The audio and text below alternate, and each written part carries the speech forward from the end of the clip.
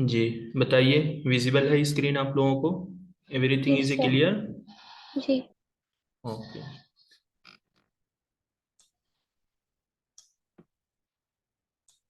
Okay.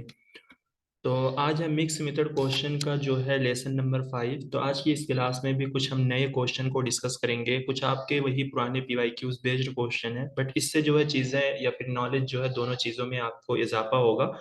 अगर आप लोग थोड़ा सा इस पर आप गौर कर लो या थोड़ा सा आप मेहनत कर लो इसी पीवाईक्यूज बेस्ड पर, जो आपको कुछ नई नॉलेज मिल रही है, यानी ज़्यादा से ज़्यादा जो है इन क्वेश्चन की नॉलेज को जो है जो आपको नए तरीके से मिल रही है, इसको आप लोग समेटने की कोशिश करें एग्जाम से पहले पहले। ठीक है?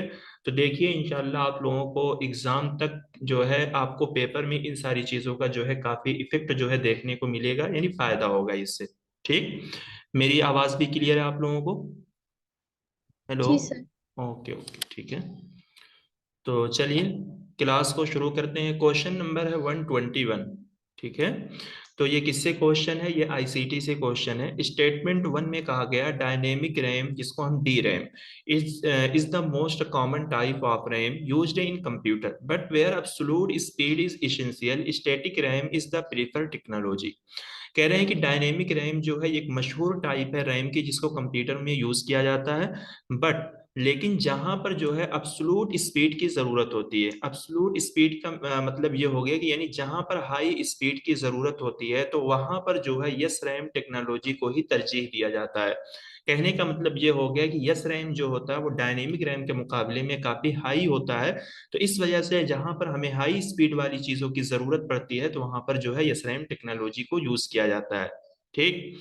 सेकेंड स्टेटमेंट में कहा गया है the processor memory cache is the high speed portion of the memory and yes RAM is the effective technology for the same. कह रहे हैं कि प्रोसेसर का जो मेमोरी कैश होता है वो भी एक हाई स्पीड हिस्सा है मेमोरी का। यानी मेमोरी में से जो है कैश मेमोरी भी क्या है, मेमोरी का एक हिस्सा है, और इसकी स्पीड जो होती है वो हाई होती है। And yes RAM is the effective technology for the same.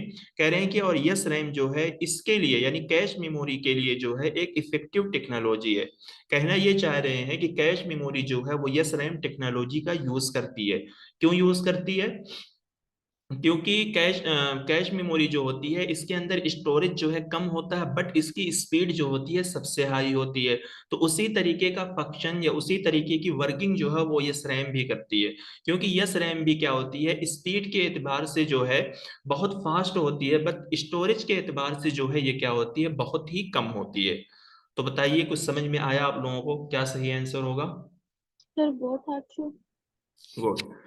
देखिए ये बोथ स्टेटमेंट आर करेक्ट होगा। क्यों करेक्ट होगा? क्योंकि dynamic RAM and yes RAM में अगर आपको डिफरेंस जानना है तो यस रैम जो होता है वो डायनेमिक रैम से स्पीड में बहुत ही ज्यादा क्या होता है, तेज होता है। इसको बोला गया है स्टैटिक्स। यानी ये एक फिक्स हो जाता है। ऐसा नहीं कि बार बार यहाँ पर आपको रिफ्रेश करने की जरूरत पड़ती है, बार बार चीजों को चेंज करने की जरूरत पड़ती है। यानी यस रैम ये इतना तेज होता है, अगर आप एक मर्तबा जो है चीजों को करके रख दोगे तो ये काम जो है करता रहेगा।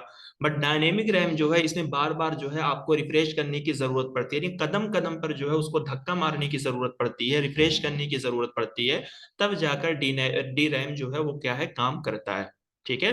तो जहां पर अब्सोल्यूट स्पीड यानी हाई स्पीड की जरूरत पड़ती है तो वहां पर यस रैम टेक्नोलॉजी को ही तरजीह दी जाती है, यानी उसी का इस्तेमाल किया जाता है। चलिए क्वेश्चन नंबर है 122।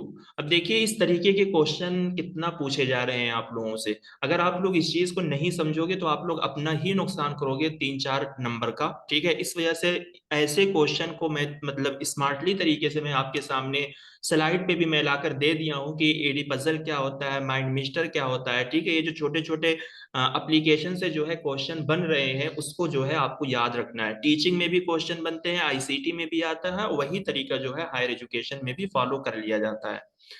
कह रहे हैं कि Canva is an online tool use to prepare creative content in the form of poster, information, graphic presentation etcetera. कह रहे हैं कि कैनवा जो है एक ऑनलाइन टूल है जिसको क्रिएटिव कंटेंट को बनाने के लिए यूज किया जाता है, पोस्टर के फॉर्म में, इंफॉर्मेशन ग्राफिक के फॉर्म में, प्रेजेंटेशन के फॉर्म में।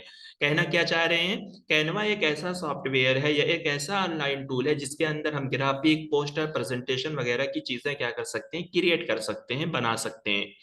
सेकंड स्टेटमेंट में Edpuzzle is an online tool used for creating interactive videos. कह रहे हैं कि एडी पजल जो है ये भी एक ऑनलाइन टूल है जिसको जो है इंटरैक्टिव वीडियो बनाने के लिए यूज किया जाता है। तो बताइए। सर पहला सही दूसरा गलत। हाँ, तो दूसरा क्यों गलत होगा? इसके फ्यूचर क्या है? एडी पजल ये क्या काम करता है? ये जी सर वो ये क्वेश्चन वगैरह गेम बना। से रिलेटेड है ना सर? देखिए ये जो है बोथ स्टेटमेंट आर करेक्ट। और अभी जो मतलब जो क्लासेस आपकी फर्स्ट वीक में हुई है उसी में तो एडी पजल में आप शायद आपने ही मुझसे पूछा था कि इसको दोबारा समझा दीजिए। उसमें हमने क्या बताया था कि जहां पर आप एक वीडियो सिलेक्ट करते हो एडी पजल में और आप अपने मुताबिक जो है उसको कस्टमाइज कर सकते हो, चेंज कर सकते हो, एजुकेशन वीडियोस बना सकते हो, क्विज भी डाल सकते हो, ये सारी चीजें जो है एडी पजल में तो ही आपको बताई गई थी। यहाँ से पजल से आप गैप मत समझिए, यहाँ पर एडी से एजुकेशन पजल है, ठीक है, जहां पर आप एजुकेशनल वीडियोस वगैरह क्या कर सकते हो, क्रिएट कर सकते हो। और कैनवा जो है ये आपका एक तो ये पोस्ट ग्राफिक वाला होता है, ठीक है, जो हम में से हर कोई यूज करता है, कंप्यूटर में भी यूज होता है और इसी तरीके से मोबाइल में भी यूज होता है। कैनवा जो है एक आपका लर्निंग मैनेजमेंट सॉफ्टवेयर भी है, यानी जो एजुकेशन की फील्ड में यूज होता है। तो कैनवा जो है दो तरीके से काम करता है, यानी एक पोस्टर वगैरह बनाने के लिए एक सॉफ्टवेयर है कैनवा नाम का, कैनवा नाम का जो एक लर्निंग मैनेजमेंट सिस्टम है। तो ये भी जो है आपको याद रखना है, और कैनवा से भी ऑलरेडी क्वेश्चन पूछा जा चुका है एलएमएस के अंदर। ठीक, चलिए क्वेश्चन नंबर है 123। Drop box is an example of email service on the internet. कह रहे हैं कि ड्रॉप बॉक्स जो है ईमेल सर्विस की एक एग्जांपल है इंटरनेट पर। यानी जिस तरीके से जीमेल में हम ईमेल सर्विस का काम करते हैं, क्या ड्रॉप बॉक्स में भी उसी तरीके से ईमेल सर्विस का काम किया जाता है इंटरनेट को यूज करके?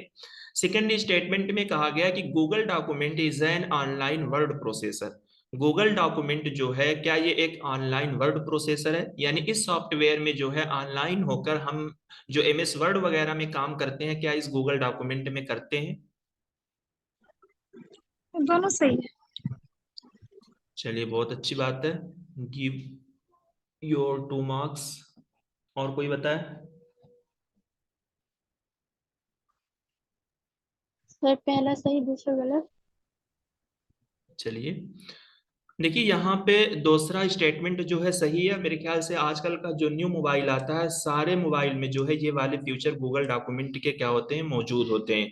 आप में से बहुत सारे लोग जो है गूगल डॉक्यूमेंट का इस्तेमाल करते हैं। इसी तरीके से पावर पॉइंट वगैरह का सिस्टम भी आज के मोबाइल में आ गया है, आज का जो नया मॉडल मोबाइल का आ रहा है। देखिए ड्रॉप बॉक्स जो है ये आपका गूगल ड्राइव की तरह होता है, जिस तरीके से गूगल ड्राइव हमारे मोबाइल में होता है और इसी तरीके से आईफोन वगैरह में आई क्लाउड्स होते हैं, यानी गूगल ड्राइव वगैरह आप लोग समझते हो, ठीक है।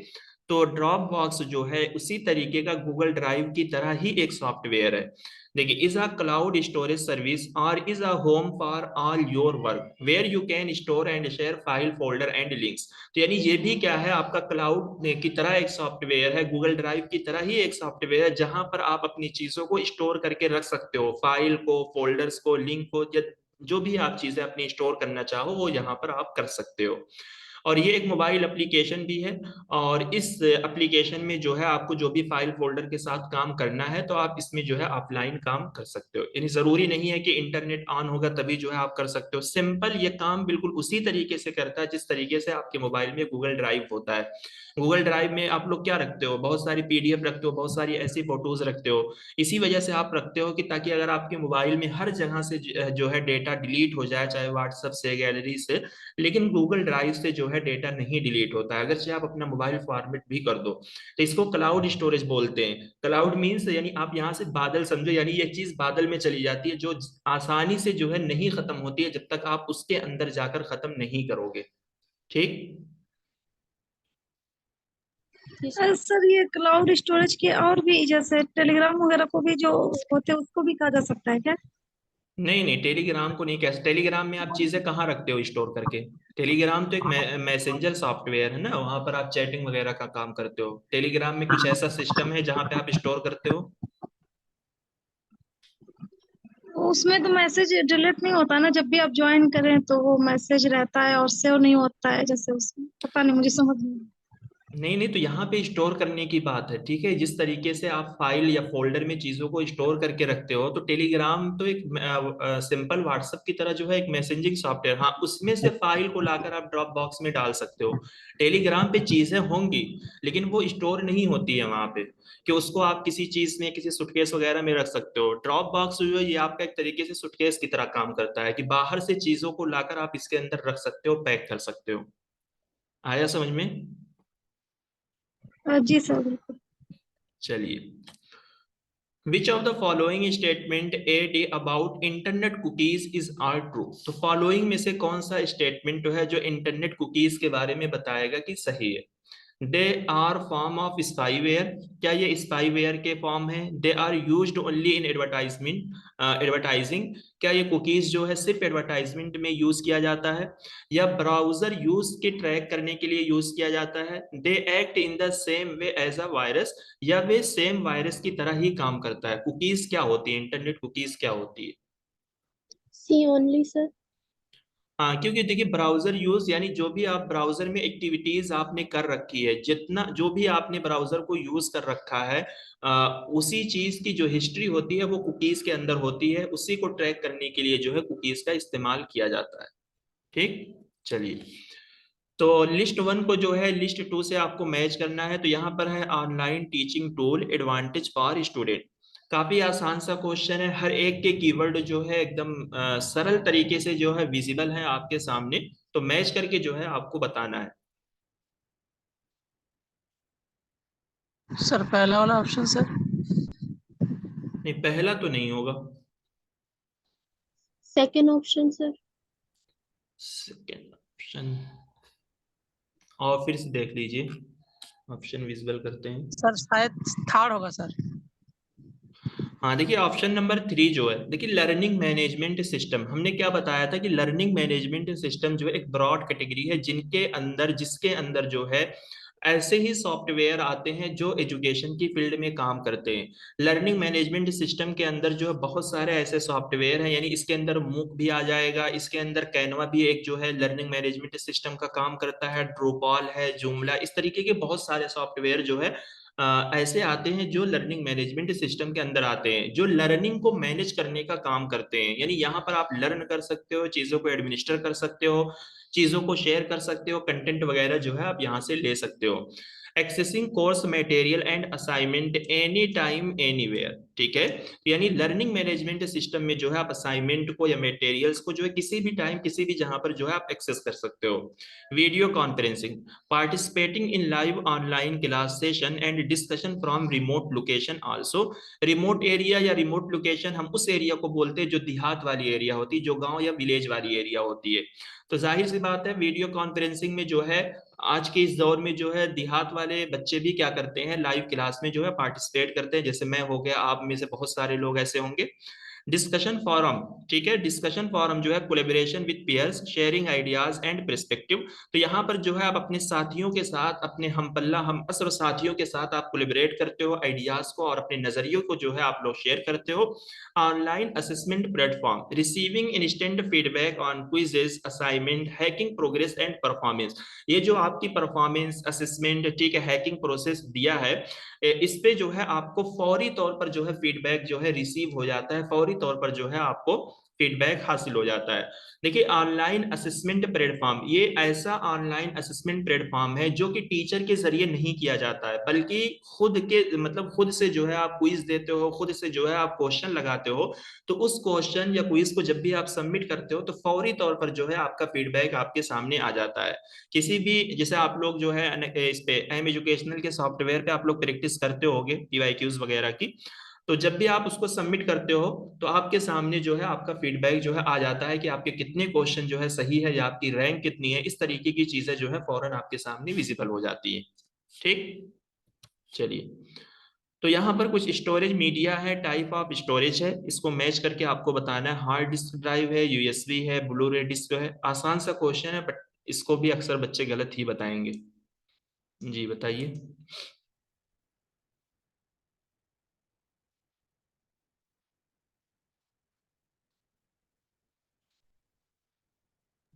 First option sir.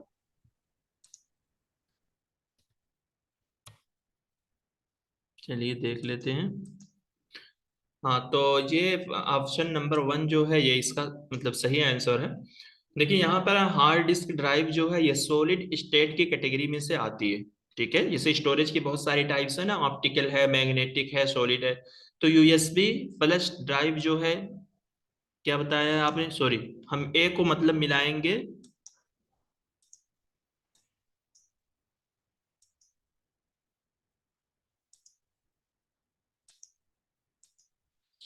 देखिए ये हार्ड डिस्क ड्राइव जो है ये मैग्नेटिक के कबीले से आती है। ठीक है, यूएसबी जो है वो आपका सॉलिड स्टेट से आता है। इसी तरीके से ब्लू रे डिस्क जो है ये ऑप्टिकल से आती है। ऑप्टिकल के अंदर कौन कौन सी आती है, सीडी, डीवीडी एंड ब्लू रे डिस्क आती है। ठीक है, इसी तरीके से magnetic tape, magnetic storage, hard disk drive जो है ये सारी मैग्नेटिक के अंदर आती है। ठीक, चलिए क्वेश्चन नंबर है 127। In 1902, who among the following proposed to appoint Indian University Commission with 6 permanent members? 1902 में फॉलोइंग में से जो है किसने इंडियन यूनिवर्सिटी कमीशन को बनाने का प्रपोजल पेश किया था 6 परमानेंट मेंबर के साथ? यस यस लॉर्ड लोग। कार्जन। हाँ, तो ये जो है लॉर्ड कर्जन थे। और लॉर्ड इस बार जो है इंडियन यूनिवर्सिटी कमीशन से जो है काफी क्वेश्चन आया है। आज की स्लाइड में भी आपको ऐसे ही 3 क्वेश्चन दिखेंगे, लेकिन थोड़ा थोड़ा सा सबके अंदर डिफरेंस आपको मिलेगा। देखिए इसके जो है बहरहाल ये चीजें हमने पढ़ी हैं, बट इनफैक्ट को जो है आप ताजा कर सकते हो। Indian university commission was appointed in 1902। देखिए हमने आपको एक डिफरेंस बताया था कि जितना भी कमीशन आया है, ठीक है, कमीशन के चेयरमैन जो है अलग है और कमीशन के वाइस रॉय जो है वो अलग है।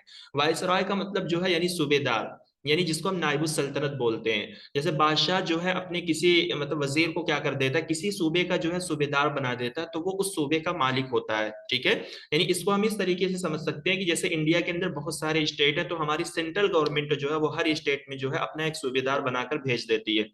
तो यानी ये वाइसराय जो है लॉर्ड कर्जन, ठीक है, यानी उस टाइम जो है ये इंडिया के जो है सूबेदार थे। तो इस लॉर्ड कर्जन जो है मतलब इन्होंने ही कमीशन को अपॉइंट किया था। किस लिए ये कमीशन को अपॉइंट किया गया था? इंडिया में यूनिवर्सिटी एजुकेशन को रिफॉर्म करने के लिए, यानी उसकी इस्लाह करने के लिए, उसको दुरुस्त करने के लिए।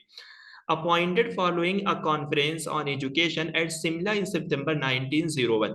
देखिए 1901 सितंबर 1901 में जो है शिमला में जो है एजुकेशन पर एक कॉन्फ्रेंस हुई थी। उसी के बाद जो है इस कमीशन को जो है अपॉइंट किया गया था, lead by the law member Thomas Raleigh. देखिए इस कमीशन की सदारत या इस कमीशन को लीड या इस कमीशन के चेयरमैन कौन है? थॉमस रेले हैं। ठीक है, अपॉइंट करने वाले यानी वाइस रॉय जो है वो आपके लॉर्ड कर्जन है, लेकिन कमीशन की मतलब सदारत कमीशन को किसने लीड किया था या कमीशन के चेयरमैन कौन थे? थॉमस रेले थे। इन दोनों से जो है क्वेश्चन आपके बने हुए हैं, तो इस वजह से इनका डिफरेंस आपको समझना बहुत जरूरी है। और मैं इस चीज पर जो है कई बार आप लोगों को बता चुका हूं। और इसके अंदर जो है ये सारे मेंबर जो है इंक्लूड थे। एक है Syed Hussain Bilgrami, future justice sir Shri Sankaran Nair, और इसी तरीके से जस्टिस गुरुदास बनर्जी। यहाँ पर बहरहाल लॉर्ड कर्जन ने जो है 6 परमानेंट मेंबर की बात की थी, लेकिन जब इस कमीशन को जो है मतलब बनाया गया था, जब इस कमीशन की सदारत जो है थॉमस रेले कर रहे थे, तो उसके अंदर जो है यही सारे मेंबर जो है उस टाइम पे इंक्लूड थे। ठीक है, तो ये जरूर याद रखना है, क्योंकि ये इंडियन यूनिवर्सिटी कमीशन से जो है क्वेश्चन आ रहे हैं, तो इनके नाम वगैरह भी पूछे जा सकते हैं कि इनमें मेंबर कौन थे। सर 1 मिनट क्वेश्चन दिखा दीजिए, जिसमें इसमें पूछा है ना 6 परमानेंट मेंबर्स है। जी जी, 6 परमानेंट मेंबर सर क्या चाहिए, मतलब वो किस चीज से? मतलब ये कहा, मतलब इसने ये प्रपोजल दिया था कि जब भी इंडियन यूनिवर्सिटी कमीशन बनेगा तो उसमें जो है 6 परमानेंट मेंबर होने चाहिए। ठीक है, ये इसकी बात कही गई थी। ठीक है, लेकिन 6 परमानेंट मेंबर कोई था नहीं। ये आपको सिर्फ इसी के नाम से याद रखना है कि 6 permanent member Indian university commission को बनाने के लिए किसने कहा था? लॉर्ड कर्जन ने कहा था। लेकिन जब कमीशन को लीड किया जा रहा था, जब कमीशन कायम हो रहा था, बन रहा था, थॉमस रेले उसकी सदारत कर रहे थे, तब उसमें जो है ये सिर्फ 4 मेंबर इंक्लूड थे, थॉमस रेले को लेकर 5 थे। ठीक है, आ गया समझ में? जी सर। चलिए, which of the following are national coordinator for the production of best quality content in स्वाइम पे जो है 9 नेशनल कोऑर्डिनेटर हैं जो बेस्ट क्वालिटी का एजुकेशन प्रोड्यूस करते हैं, बेस्ट क्वालिटी का एजुकेशन प्रोवाइड करते हैं। तो फॉलोइंग में से आपको बताना है कौन से जो है नेशनल कोऑर्डिनेटर हैं।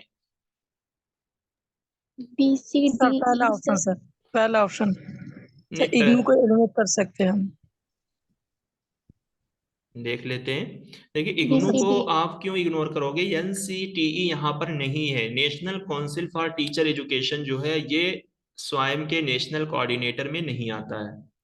ठीक है,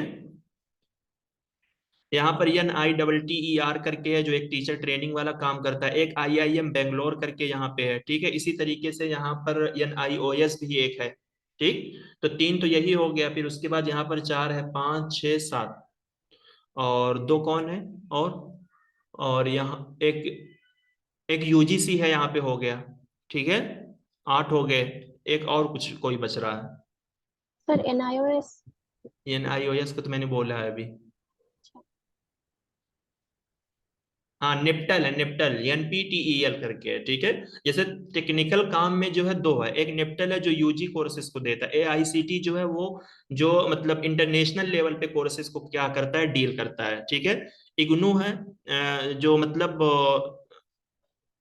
डिस्टेंस में UG PG पे काम करता है, और ये इसी तरीके से NIOS है जो डिस्टेंस में जो है स्कूल लेवल एजुकेशन पे काम करता है। इस तरीके का, हाँ स्कूल लेवल में जो है आपका NIOS और NCERT जो है दोनों है यहाँ पे। ठीक है, तो आप लोग इसको याद रखिएगा, NCTE यहाँ पे नहीं है, इसको यहाँ पर एक्सक्लूड कीजिए, और बाकी जो है नेशनल कोऑर्डिनेटर जो है आप इसको थोड़ा सा अच्छे से पढ़ लीजिए कि ये कौन कौन से कोर्सेज इस पे रन होते हैं, या कौन जो है किस काम के लिए काम करता है। ठीक है, अब यहाँ पे ऑप्शन नंबर जो ई में है, कंसोर्टियम फॉर एजुकेशनल कम्युनिकेशन। ठीक है, ये जो है सिर्फ UG कोर्सेज को डील करता है। ठीक, ये सारी चीजें पढ़ी हुई हैं, बट आप लोग इसको थोड़ा सा रिवाइज कर लीजिए, क्योंकि आप देख सकते हो कि आपके सामने इस तरीके के क्वेश्चन आ रहे हैं, और ये आसान क्वेश्चन इसको कहा जाएगा। मतलब इसको आप नहीं कह सकते कि ये क्वेश्चन आपको समझ में नहीं आ रहा है या फिर ये क्वेश्चन टफ है। अगर आपने इस दुनिया में कदम रख दिया है तैयारी की, तो ये सारे क्वेश्चन जो है इजी हैं आपके लिए, बहुत ही आसान से क्वेश्चन है ये। चलिए, विच of the following autonomous scientific institution come under the financial umbrella of the department of science and technology. अब ये ऐसा क्वेश्चन जो है पहली बार आया है कि फॉलोइंग में से आपको बताना है कौन सा ऑटोनमस साइंटिफिक इंस्टीट्यूशन है जो कि department of science and technology के अंदर आता है। डिपार्टमेंट जैसे जैसे बहुत सारे कॉलेजेस हैं जो UGC के अंदर आते हैं ना, तो वैसे ही पूछा गया है कि department of science and technology के अंदर जो है कौन सा ऑटोनमस साइंटिफिक इंस्टीट्यूशन है जो इसके अंदर आता है। Sir last option ABCD। हाँ, तो बोस इंस्टीट्यूट कोलकाता है। ठीक है, अगर ठीक है, ये है इंस्टीट्यूट जो है आपका पुणे वाला है, बेंगलोर वाला, इसी तरीके से देहरादून वाला है। तो देखिए इसके अंदर जो है ना department of science and technology के अंदर जो है पूरे 20 इंस्टीट्यूट आते हैं, लेकिन जहां पर यहाँ पर जो इंस्टीट्यूट आपसे पूछा गया है उनकी डेट को हमने मेंशन किया है, क्योंकि आप देख सकते हो कि जब भी इस तरीके के क्वेश्चन आते हैं, इसी क्वेश्चन को आपसे जो है पूछ लिया जाएगा असेंडिंग एंड डिसेंडिंग ऑर्डर में लगाने के लिए, या फिर इनकी जो है स्टेब्लिश डेट जो है आपसे पूछ ली जाएगी।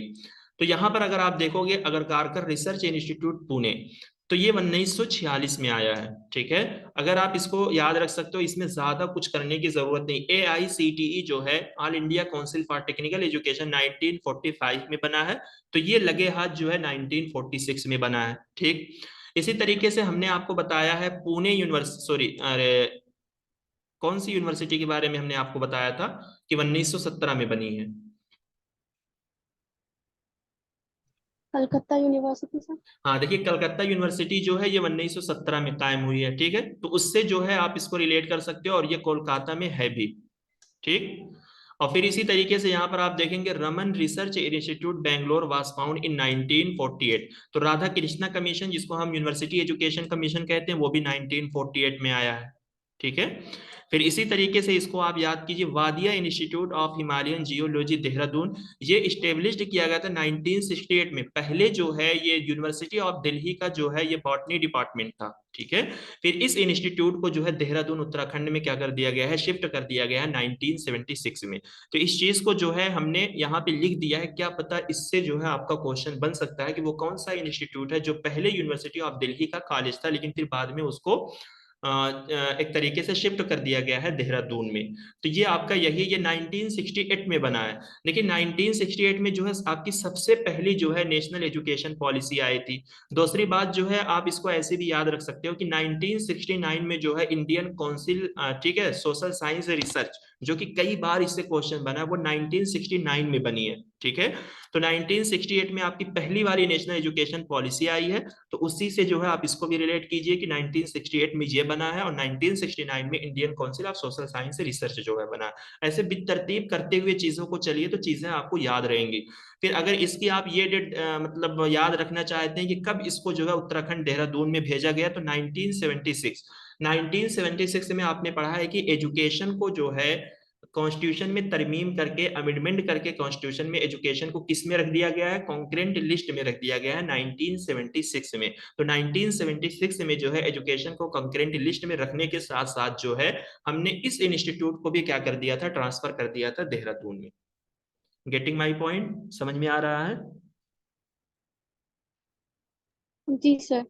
हाँ, तो ऐसे ही चीजों को रिलेट कीजिए, तभी चीजें जो है आप लोगों को याद रहेंगी। ठीक है, चलिए क्वेश्चन नंबर है 130। The Indian University Act 1904 was pass during the period of as viceroy. देखिए यहाँ पर वाइस रॉय का जो है वर्ड यूज किया गया है। ठीक है, तो किसके वाइस रॉय यानी किसके मतलब हुकूमत के पीरियड में जो है 1904 में इंडियन यूनिवर्सिटी एक्ट जो है पास हुआ है?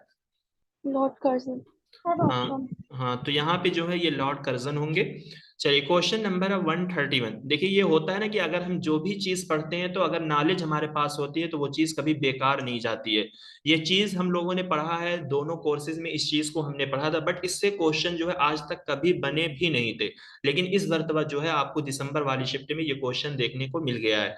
वैदिक पीरियड हमने पढ़ा था जहां पर मतलब उनकी जो एजुकेशन की मतलब तालीम हासिल करने का जो तरीका होता है, मतलब कौन कितने साल तक जो है तालीम हासिल करता है, उनको अलग अलग नाम दिया जाता है।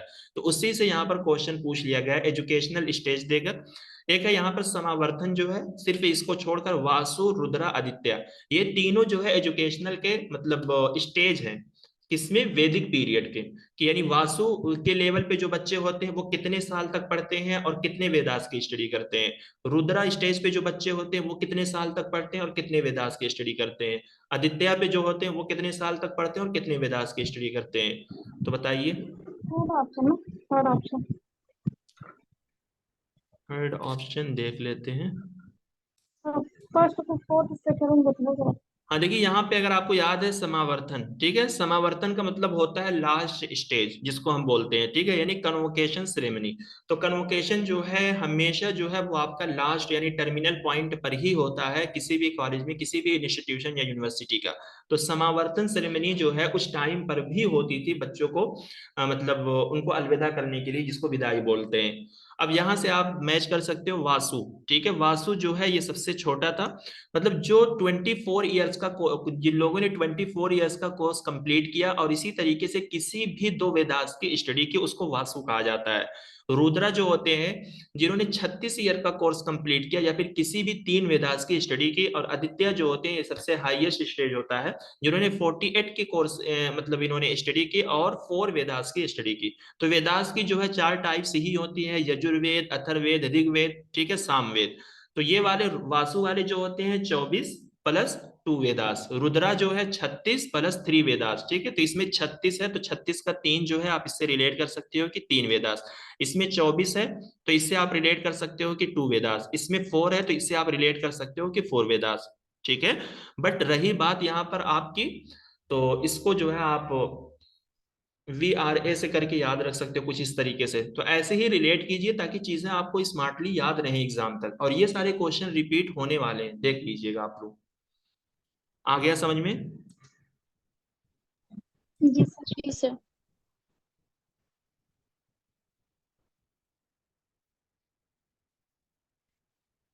चलिए क्वेश्चन नंबर है 132। Who among the following was the moving force behind the enactment of Indian University Act in the beginning 20th century. तो 20 सेंचुरी के शुरू में जो है कौन जो है इंडियन यूनिवर्सिटी एक्ट के निफाज के पीछे जो है फॉलोइंग में से किस बंदे का जो है फोर्स था या हरकत था, यानी कौन जो है इंडियन यूनिवर्सिटी एक्ट को जो है नाफिज करना चाहता था? B option.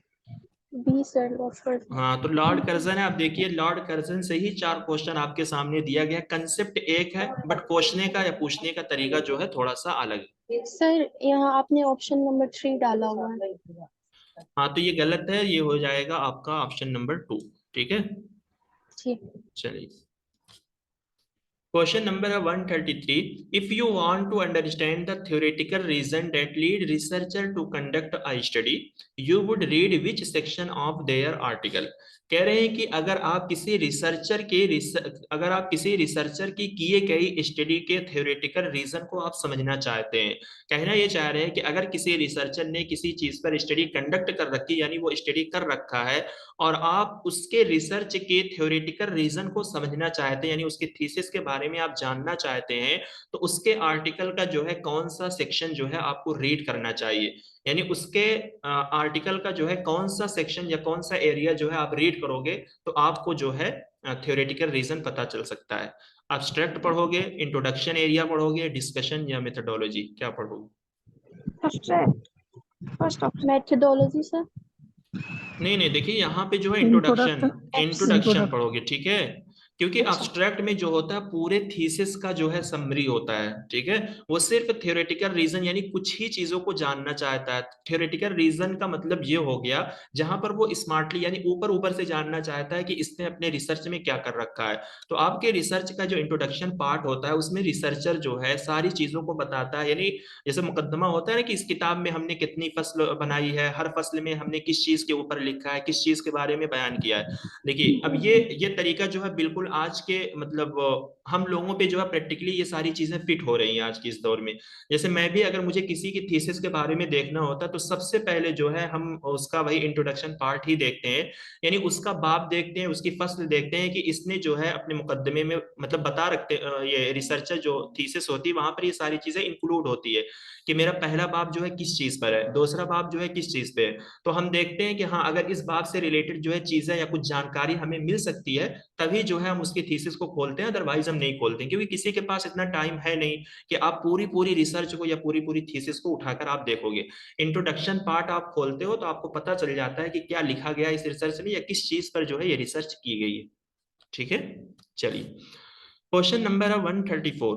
Which of the following similes will fall under level 3 plagiarism as per UGC regulation 2018 to prevent plagiarism? तो फॉलोइंग में से कौन सा जो है लेवल 3 प्लेगियरिज्म के अंदर आएगा यूजीसी रेगुलेशन के मुताबिक जो प्लेगियरिज्म को रोक सके? तो डी सर। बिल्कुल आपको समझ में आ गया होगा क्योंकि लेवल 3 का जो है वो 60 अबव है, ठीक है, तो 60 अबव जो है वो आपका 63 एंड 71% अगर इस तरीके का प्लेगियरिज्म आपके अंदर होगा तो ये लेवल 3 प्लेगियरिज्म होगा यानी लेवल 4 होगा। ठीक है, चलिए question number 135। The purpose of theory is to generate hypothesis, यही इसका कीवर्ड है, that can be tested and that will thereby allow explanation of law to be assessed. The above statement refer to the principle of. कह रहे हैं कि theory का purpose है hypothesis generate करना जिसको टेस्ट किया जा सकता है और ये जाना जा सकता है यानी और लॉ के एक्सप्लेनेशन के बारे में समझा जा सकता है, यानी हाइपोथेसिस को जनरेट करके उसको टेस्ट करके उस लॉ के एक्सप्लेनेशन के बारे में हम जान सकते हैं। उस थ्योरी का पर्पस यही होता है। तो फॉलोइंग स्टेटमेंट जो है किस चीज के प्रिंसिपल को बात करता है, किस चीज की प्रिंसिपल को बताता है? ऑब्जेक्टिविज्म, कंस्ट्रक्टिविज्म, इंडक्टिविज्म या डिडक्टिविज्म।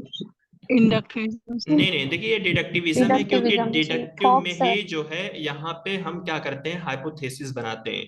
ठीक है, यानी जो क्वांटिटेटिव रिसर्च होती है वही आपका डिडक्टिव होता है, डिडक्टिव का पार्ट होता है। तो हाइपोथेसिस जनरेट या टेस्ट जो है वो किसमें की जाती है? क्वांटिटेटिव रिसर्च यानी डिडक्टिव रिसर्च में होती है। चलिए question number 136। Which of the following section of a research report are not consider for similarity check while detecting plagiarism?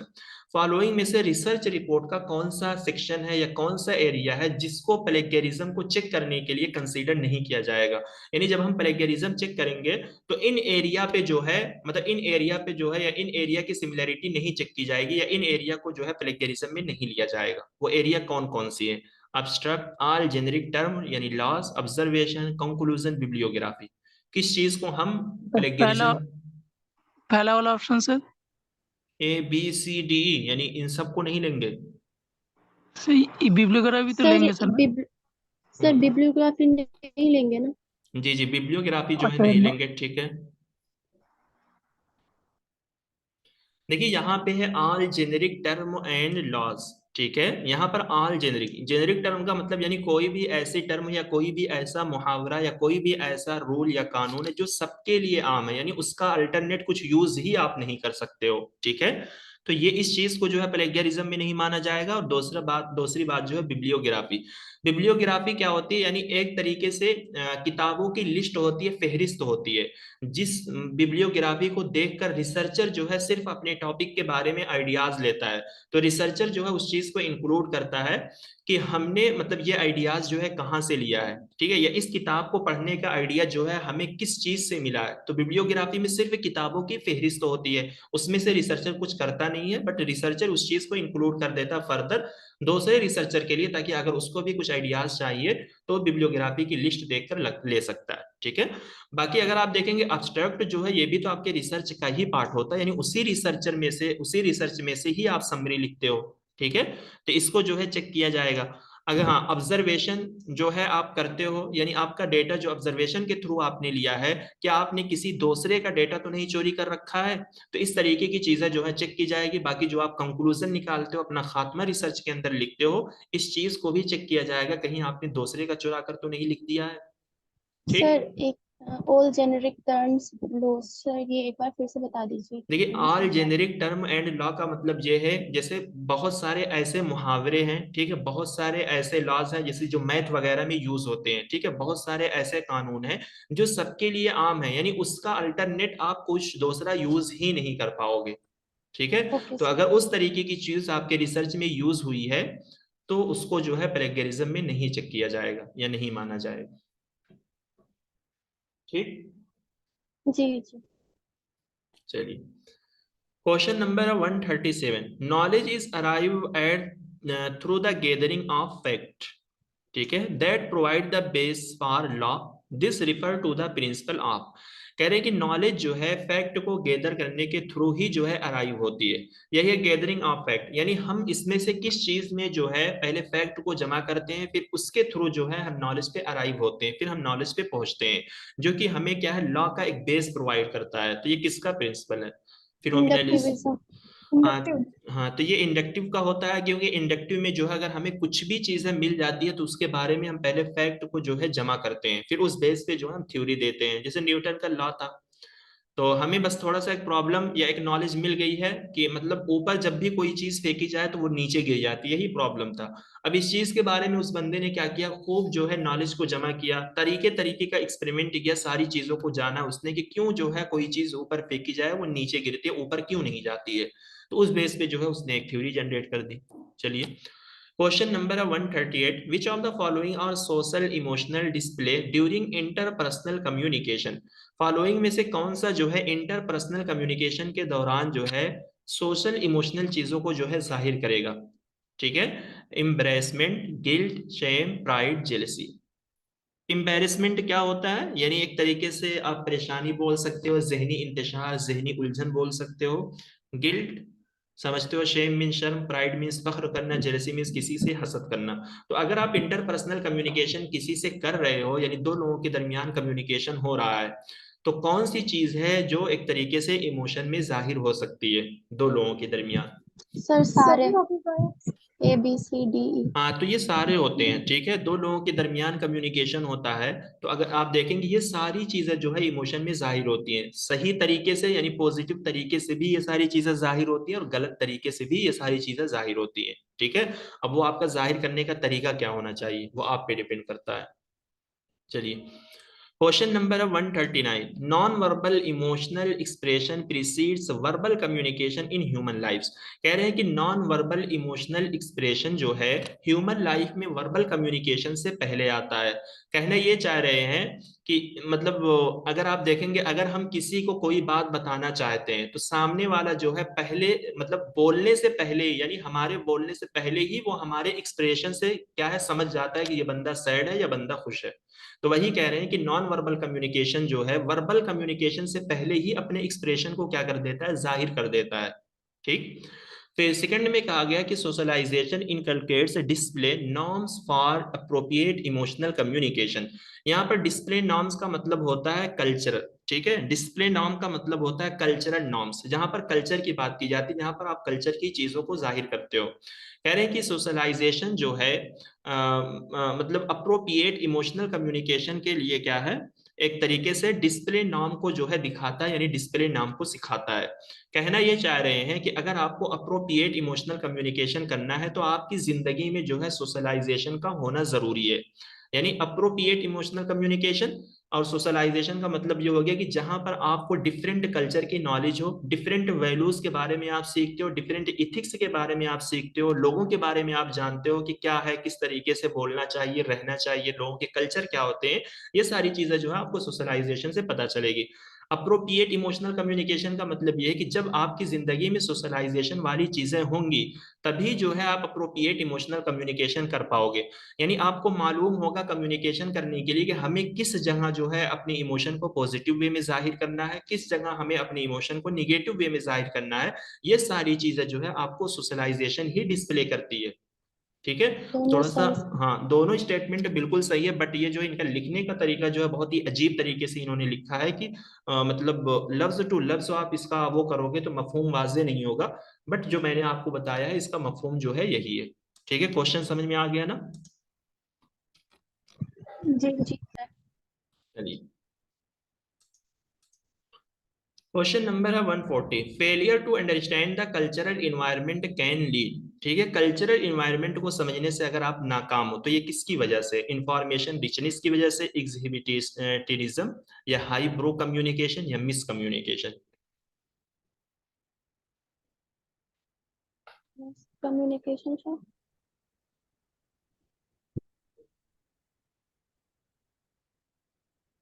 जी, और कोई बताए? मिसकम्युनिकेशन।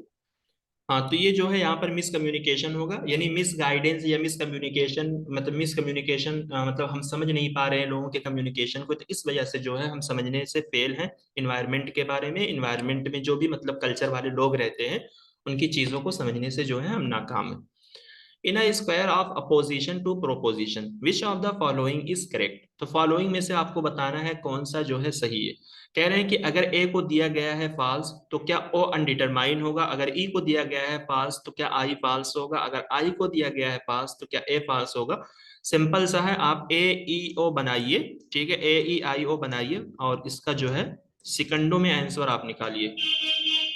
ठीक है, इसमें एकदम मतलब आपको तीनों नहीं निकालना है। देखो पूछा क्या है, अगर ए को दिया गया है फॉल्स, अगर ए को आप फॉल्स मानते हो तो क्या ओ जो है आपका अनडिटरमाइन होगा? बिल्कुल नहीं होगा, क्योंकि इसका कंट्राडिक्शन का रिलेशन हम देखेंगे तो ये क्या हो जाएगा, सही हो जाएगा। तो ये जो है आपका गलत है।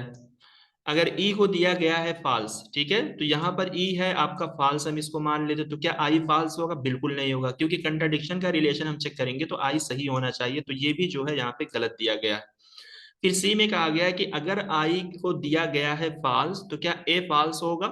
ठीक है, अगर आई को दिया गया है फॉल्स तो क्या ए फॉल्स होगा। मान लीजिए अगर हम आई को फॉल्स करते हैं तो सब अल्टरनेशन की डिफिनेशन क्या है, ट्रुथ जो है सर डाउनवर्ड होता, डाउट हो फॉल्स जो है अपवर्ड होता है। डाउट हो जाएगा। तो सी जो है आपका सही हो जाएगा। अनडिटरमाइंड। हाँ, तो नहीं तो, अनडिटेड। हाँ तो यहाँ पर जो है सी जो है आपका सही हो जाएगा, क्योंकि ए जो है आपका फॉल्स हो जाएगा ना, मतलब ट्रुथ जो है आपका डाउनवर्ड होता है, फॉल्स अपवर्ड होता है। तो यानी फॉल्स झूठ जो है ऊपर की तरफ जाता है। तो अगर आई जो है हमारा गलत है तो ऊपर वाला क्या हो जाएगा, फॉल्स हो जाएगा। ठीक, जी आया सर। हाँ ठीक, तो इस एतबार से जो है ऑप्शन नंबर 3 जो है इसका सही आंसर होगा। चलिए, इन द कॉन्टेक्स्ट ऑफ अनुमान influence the presume of middle term to term in the minor term. Simple सी बात है, अगर मिडिल टर्म जो है माइनर टर्म में आप प्रिज्यूम करते हो, यानी मिडिल टर्म जब माइनर टर्म में होती है तो उसको क्या बोला जाता है, परमार्शा, व्याप्ति, पक्षधर्माता या पक्षा? व्याप्ति sir. Middle term and minor term, middle term अगर माइनर टर्म में होती है तो उसको क्या बोलते हैं? ऑप्शन पक्षधर्म। भाई पक्षधर्माता बोलते हैं, पक्षधर्माता बोलते हैं। मिडिल टर्म जब माइनर टर्म में होती है पक्षधर्माता, जब मिडिल टर्म मेजर टर्म में होती है तो व्याप्ति, जब तीनों टर्म एक साथ आती है तो उसको परामर्शा बोलते हैं। ठीक है, चीजों को नोट कर लो, ऐसी चीजों में गलती ना कीजिए आप लोग। ठीक है, जब तीनों टर्म एक साथ आएंगे तो परामर्शा, मिडिल टर्म मेजर टर्म में होगी व्याप्ति, ठीक है, और मिडिल टर्म माइनर टर्म में होगी तो वो हो जाएगा पक्षधर्माता। ठीक है,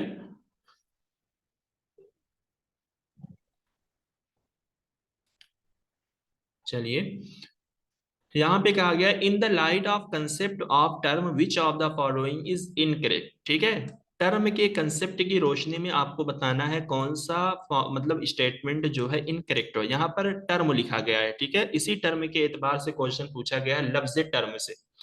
देखिए ए में कहा गया the set of attributes share by all and only those object to which a general term refer is called intension. क्या कह रहे हैं कि सेट ऑफ एट्रीब्यूट्स यानी सिफातों का एक सेट है, सिफातों का एक मजमुआ है, share by all and only those object to which a general term refer is called intension. कहना क्या चाह रहे हैं कि एक जनरल टर्म है, ठीक है, उस जनरल टर्म के बहुत सारे जो है सेट ऑफ एट्रीब्यूट्स हैं, यानी उस जनरल टर्म के या उस जनरल वर्ड के जो है बहुत सारे सिफात के सेट है जो सिर्फ उन्हें ऑब्जेक्ट के जरिए शेयर किए जाते हैं जिसको क्या किया जा जिसको इंटेंशन कहा जाता है। तो सिंपल सी बात है, अगर मतलब ये इतना सा घुमा के दिया गया है, अगर आप इसको समझना चाहो तो बस यही समझो कि एक वर्ड है, उस वर्ड के जो है बहुत सारे जो है सिफात निकलती हैं, उसको इंटेंशन कहा जाता है। क्या ये चीज सही है? बी में कहा गया कि every general term has both an intensional and मतलब एक्सटेंशनल मीनिंग। कह रहे हैं कि हर जनरल टर्म के जो है दोनों मीनिंग होती है, यानी उसकी इंटेंशनल मीनिंग भी होती है और एक्सटेंशनल मीनिंग भी होती है। सी में कहा गया the extension of a term determines its intention. कह रहे हैं कि मतलब एक टर्म की एक्सटेंशन जो है वो उसकी इंटेंशन को भी डिटरमाइन करती है। फिर डी में कहा गया कि टर्म्स में have different intention but have the same extension. कह रहे हैं कि कोई टर्म जो है उसकी डिफरेंट इंटेंशन हो सकती है, यानी सेट ऑफ एट्रीब्यूट्स जिसको हम बोलते हैं, डिफरेंट इंटेंशन हो सकती है लेकिन उसकी एक्सटेंशन जो है वो सेम रहेगी। क्या सही है? B D sir. B D first option. Incorrect पूछा है ना आपसे। हाँ तो फिर आ जाएगा ए बी। सी। फिर क्या होगा? ऑप्शन सी होगा। देखिए इंटेंशन में क्या होता है, इंटेंशन में जहां पर हम डिक्शनरी मीनिंग के साथ साथ जो है सेट ऑफ एट्रीब्यूट से भी बयान करते हैं, यानी उस वर्ड से जो जितनी भी फीलिंग जितनी भी चीजें अटैच हो सकती है उस चीज को भी हम क्या करते हैं, बयान करते हैं। ठीक है, तो यही होता है जिसको इंटेंशन को हम कोनोटेशन बोलते हैं, एक्सटेंशन को हम डेनोटेशन बोलते हैं। तो डेनोटेशन मींस डिक्शनरी मीनिंग, यानी उस वर्ड की सिर्फ मीनिंग। बार बार एग्जांपल आपको दी जाती है कि जैसे होम को अगर आप डिक्शनरी में देखेंगे तो उसका जो है डिक्शनरी मीनिंग घर मिलेगा, ठीक है, उसकी मीनिंग।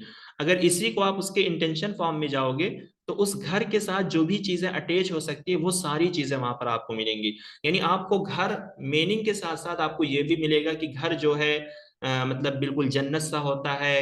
घर में जो है चारदीवारी भी होती है, घर में जो है आंगन भी होता है, घर में जो है बालकनी भी होती है, देखने में बहुत खूबसूरत सा होता है, बहुत बड़ा सा होता है। ये सारी चीजें क्या है, सेट ऑफ एट्रीब्यूट्स है, यानी उस घर की जो है आप खुसूसियत बयान कर रहे हो या उस घर की तारीफ में आप पुल बांध रहे हो। तो यही सेट ऑफ एट्रीब्यूट्स है जो उस वर्ड से रिलेटेड जो है सारी चीजों को आप क्या कर रहे हो, बयान कर रहे हो। ठीक है, the extension of a term determine its intention. देखिए अगर किसी भी वर्ड को जो है मतलब किसी भी वर्ड की अगर आपको सिर्फ वो बताना, एक्सटेंशन बताना, यानी उसकी डिक्शनरी मीनिंग बताना है तो सिर्फ और सिर्फ जो है आप डिक्शनरी मीनिंग ही बताओगे, उस वर्ड की इंटेंशन आप नहीं बता सकते। यानी कहना क्या चाह रहे हैं कि एक्सटेंशन में जो है सिर्फ उसकी डिक्शनरी मीनिंग आती है, उसकी इंटेंशन मीनिंग नहीं आती। बट इंटेंशन में जो है उसकी एक्सटेंशन मीनिंग भी आती है और उसकी इंटेंशन मीनिंग भी आती है। आया समझ में मैं क्या कहना चाह रहा हूँ? जी वो समझ जी में आ सर। गया सर, लेकिन वो जो इंटेंशन को क्या कहता है, डिनोटेशन या कोनोटेशन नहीं, कहते इंटेंशन को जो है कोनोटेशन एक्सटेंशन, यहां पर ई है तो उसको डी से रिलेट कीजिए, ठीक है, हैं? एक्सटेंशन जी प्लस डेनोटेशन, इंटेंशन प्लस कोनोटेशन। ठीक, ठीक है जी सर। पहला वाला भी सही होगा। हाँ तो क्या पहला ए जो है सही है, बिल्कुल सही है, ओ, बी भी सही है, सी गलत है और डी भी सही है। पहले वाला थोड़ा कंफ्यूज कर रहा था। देखिए सेट ऑफ एट्रीब्यूट्स यही कहा गया है ना कि एक जनरल टर्म है, ठीक है, और उस जनरल टर्म में क्या होते हैं, सेट ऑफ एट्रीब्यूट्स होते हैं। यानी कोई भी इंटेंशन मीनिंग किसी वर्ड की आप निकालोगे तो उसमें सेट ऑफ एट्रीब्यूट्स यानी उस वर्ड से रिलेटेड जो भी खुसूसियात जो भी फीचर्स आपको मिलेंगे आप क्या करते हो, इंटेंशन मीनिंग में आप बयान करते हो। ठीक, जी सर। वही है। जैसे वुमेन मीन्स क्या होता है, लड़की और लड़की, हाँ जो भी मतलब औरत बोलते हैं, ठीक है। तो ये डिक्शनरी मीनिंग हो गई है, आप बोलोगे औरत। बट अगर इसी को इंटेंशन मीनिंग में बताना है तो न जाने कितने सेट ऑफ एट्रीब्यूट से आ सकते हैं कि लड़कियां बहुत खूबसूरत होती हैं, हसीन होती है, परी जैसी होती है, इस तरीके की कितनी सारी चीजें जो है आप इसमें एक्सप्लेन कर सकते हो। तो ये क्या है, उस वुमेन वर्ड से रिलेटेड सेट ऑफ एट्रीब्यूट्स है। आया समझ में? जी जी बिल्कुल। चलिए, क्वेश्चन स्टेटमेंट 1 में कहा गया कि नया syllogism has 3 proposition and 5 term. ठीक है, सोच समझ के आंसर करना। फिर सेकंड में Aristotelian syllogism has 3 proposition and 3 terms. बताइए टर्म्स कौन सी होती है जिसमें हम मिडिल माइनर मेजर टर्म बोलते हैं ना, तो उसी एतबार से क्वेश्चन पूछा गया। प्रोपोजिशन किसमें 5 होते हैं या किसमें 3 होते सर हैं? सही है ये, दोनों सही है। पहला सही फर्स्ट है। वाला में फिक्स हो गया ना, मैं आया लेकिन नहीं आप। नयाया में जो होता है 5 टर्म नहीं होती, 5 सिक्स प्रोपोजिशन सिक्स होता है, ठीक है, 5 जी प्रोपोजिशन फोन जिसको बोलते हैं। टर्म जो है दोनों में 3 होती है। हाँ। अरिस्टोटेलियन में जो है प्रोपोजिशन 3 होते हैं और टर्म भी 3 होती है। नयाया में जो है प्रोपोजिशन 5 होते हैं और टर्म जो है 3 होती है। तो पहला जो है गलत होगा, सेकंड जो है वो सही होगा। आया समझ में? जी चलिए, यहाँ पे देखिए ये क्वेश्चन आपको बताने इसी तरीके से मिलता जुलता क्वेश्चन एक हम लोग कर चुके हैं, बट यहाँ पे वर्डिंग जो है चेंज है। इफ यू लव, ठीक है, hot cakes and you love ice cream then you will surely love hot cake ice cream which fallacy is committed in the above argument. कह रहे हैं कि अगर आप जो है हॉट केक से जो है मतलब पसंद करते हो और आप आइसक्रीम भी पसंद करते हो तो फिर यकीनी जो है आप क्या करते हो, हॉट आइसक्रीम जो है आप पसंद करते हो यकीनी तौर पे। तो कौन सी फेलिसी जो है इस आर्गुमेंट में पाई जाएगी? fallacy of composition sir.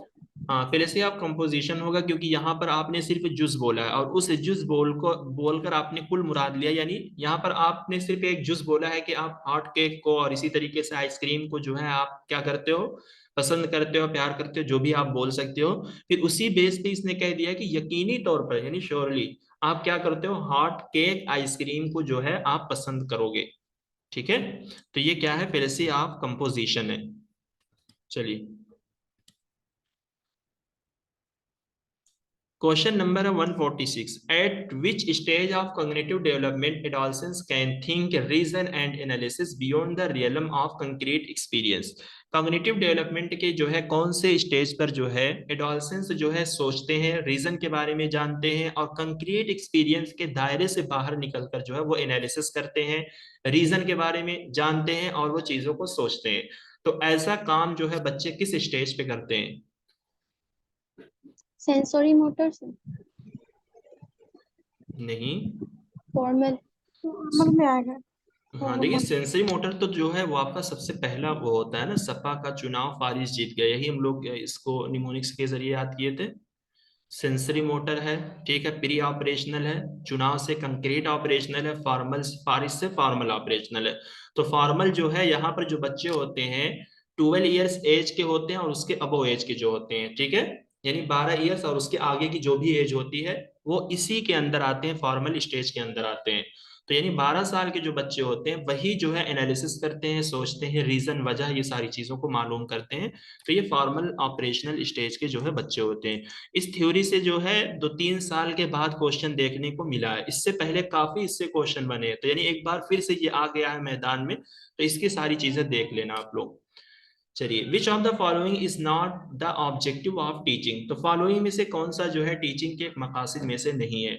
To help a student to become better thinker, to facilitate the development of problem solving abilities among the student, to follow a rigid teaching plan, to help a learner adjust his perception to reality, attaining harmony between internal and external experience.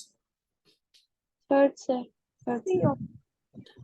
हाँ, तो यहाँ पे देखिए clear तौर पे जो है चीजें आपको वाज़ेह थी कि अगर कोई टीचर जो है बहुत फिक्स अपना टीचिंग प्लान मतलब बना के चलता है, उसी को फॉलो करता है कि मुझे सिर्फ यही तरीका यूज करना है, इसी तरीके से पढ़ाना है, मुझे कुछ भी चेंजेस वगैरह नहीं लाने हैं, तो यही क्या है, अच्छी टीचिंग के ऑब्जेक्टिव नहीं होंगे। चलिए, कह रहे हैं कि Jackson want to create a multimedia lesson on the solar system for his student. कह रहे हैं कि जैक्सन जो है वो सोलर सिस्टम पर अपने स्टूडेंट के लिए एक मल्टीमीडिया लेसन जो है बनाना चाहता है। इस कॉन्टेक्स्ट में या इस सिनेरियो में जो है वो फॉलोइंग में से कौन सा टूल यूज करेगा जो उसके लिए सबसे ज्यादा सुइटेबल हो सके? क्विज को नियर फर्स्ट वाला प्रोसेस। क्विज कोई टूल है ये? नियर पोड है, मिंटीमीटर है, यक्स माइंड है? मेंटीमीटर सर। देखिए मिंटीमीटर एंड यक्स माइंड जो है ये तो माइंड मैप बनाने के लिए यूज होते हैं ना। नियर पोड, अभी रिसेंटली नियर पोड, ईडी पजल, ये सारी चीजें आपको बताई गई हैं आप लोगों को, ठीक है। मिंटीमीटर, यक्स माइंड, ठीक है, माइंड बूस्टर, ये सारी जो है वो आपका माइंड मैप बनाने के लिए यूज होता है। इसी वजह से कह रहा हूँ ये जो आ रहे हैं ना छोटी सर छोटी एक चीजें। मिनट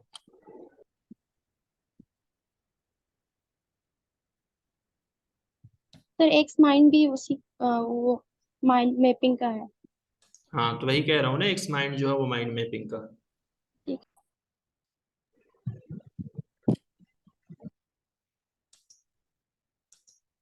चलिए, विच of the following is a basic requirement for effective teaching. तो फॉलोइंग में से जो है कौन सा जो है इफेक्टिव टीचिंग की एक बेसिक रिक्वायरमेंट है? Ignoring individual differences among student, advocate resource and technology, use of traditional teaching methods, rigid adherence to curriculum guidelines. Second sir. हाँ, क्योंकि हमें जो है एडुकेट यानी एक अच्छा या मुनासिब रिसोर्स और टेक्नोलॉजी को हमें यूज करना है, ठीक है। अगर इंडिविजुअल डिफरेंसेस बच्चों के दरमियान को हम इग्नोर करेंगे तो ये अच्छा नहीं होगा। ट्रेडिशनल टीचिंग मेथड को यूज करेंगे, ये भी सही नहीं होगा। Rigid adherence to curriculum guidelines, ठीक है। एडहियरेंस मीन्स मतलब क्या है, अमल करना, तो रिजिड मीन्स सख्ती, यानी कारिकुलम की जो भी गाइडलाइंस है उस पे जो है हम बहुत सख्ती से अमल कर रहे हैं। मान लीजिए कारिकुलम आपकी यूनिवर्सिटी का या आपके कॉलेज का जो है बहुत सही नहीं है या मॉडर्न लेवल का नहीं, उस पे जो है टीचर बहुत ही सख्ती से यानी उसको फॉलो करके आपको पढ़ा रहा है, जिससे आपको कुछ भी मतलब फायदा नहीं होगा आपकी जिंदगी में, तो ये भी इफेक्टिव टीचिंग के रिक्वायरमेंट में नहीं आएगा, ठीक है। चलिए, इसी पे क्लास को एंड करेंगे। क्वेश्चन नंबर है 150, Swayam Prabha courses are broadcast on TV. कह रहे हैं स्वयं प्रभा के जो कोर्स है वो टीवी पर ब्रॉडकास्ट किए जाते हैं। MOOCs are only available in English. क्या मूक के जो कोर्सेज हैं वो सिर्फ इंग्लिश में अवेलेबल है? सर पहला तो सही है, दूसरा पूरा गलत। गलत है। हाँ, क्योंकि मूक के जो कोर्सेज है वो डिफरेंट लैंग्वेज में अवेलेबल हैं और इसके अंदर जो है हिंदी भी है। और इंडिया से जो है कौन सा प्लेटफॉर्म है जो स्वयं पे अपने कोर्सेज को ऑफर करता है, बताइए। जी सर, एक बार फिर से बोलिए। मतलब मूक प्लेटफॉर्म पे इंडिया का कौन सा प्लेटफॉर्म है जो कोर्सेज को ऑफर करता है? इंडिया से कौन सा प्लेटफॉर्म है जो मूक पे कोर्स ऑफर करता है? तो पीटीएल ऐसे नाम है ना उसका। क्या नाम है? ये क्वेश्चन में नाम दिख रहा है। स्वयं प्रभा। स्वयं प्रभा चैनल है, स्वयं स्वयं करता है, ठीक है। तो स्वयं जो है वो मूक पे क्या करता है, इंडिया से, यानी इंडिया से जो प्लेटफॉर्म है स्वयं, ठीक है, जो मूक पे कोर्स ऑफर करता है। और हिंदी लैंग्वेज में भी मूक पे जो है कोर्सेज ऑफर हो रहे हैं। तो हिंदी लेवल लैंग्वेज में जो है कोर्स कौन ऑफर करता है? स्वयं करता है, ठीक। जी सर। स्वयं सर एक प्रभा, बार हाँ हाँ जी, सर एक बार जो इंडियन लॉजिक के क्वेश्चन आया था ना सर, वो एक बार दिखा सकते हैं आप? बिल्कुल दिखा सकते हैं। 1 मिनट, कौन सा क्वेश्चन? सर एक क्वेश्चन आया था अभी जिसको मैंने गलत कर लिया।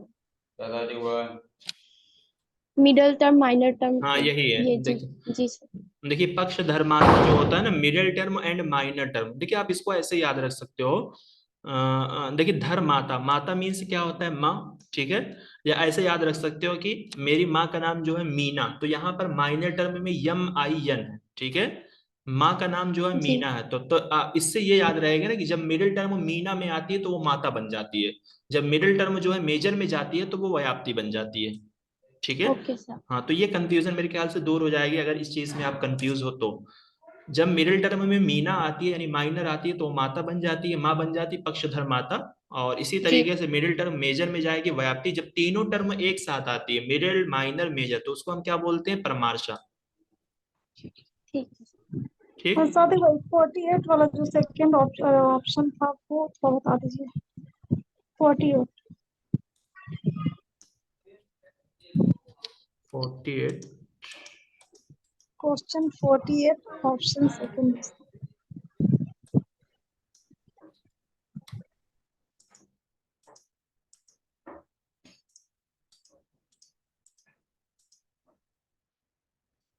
जी जी यही वाला। हाँ, तो नियर पोर्ट जो है ना, ये एक ऑनलाइन टूल है जो आपका टीचिंग में यूज किया जाता है मल्टीमीडिया वीडियो वगैरह बनाने के लिए। इसको एजुकेटर लोग यूज करते हैं, जो आपके सामने क्रिएटिव वीडियो एनिमेशन वगैरह की वीडियो बनाकर लाते हैं एजुकेशन फील्ड में, तो वो उस चीज के लिए यूज होता है। यहाँ पर लिखा गया है ना वो मल्टी। पजल था वो भी था ना?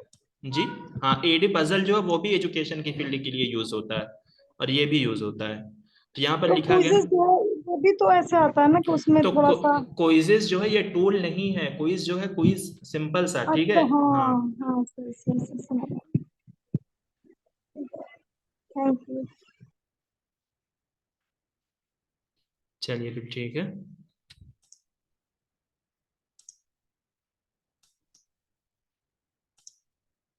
और बताइए आप।